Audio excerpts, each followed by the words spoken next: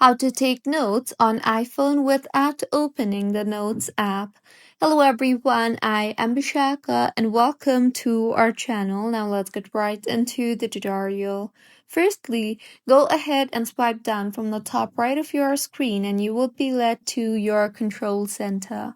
Here, go ahead and navigate to the quick note control, and just in case if you don't have the quick note control, then tap hold on the control center and you will see the option for add a control.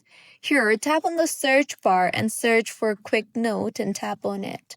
Once the quick note control is added to your control center, simply tap on the quick note option, and with this you can go ahead and take the quick note and you will not have to keep opening the Notes app.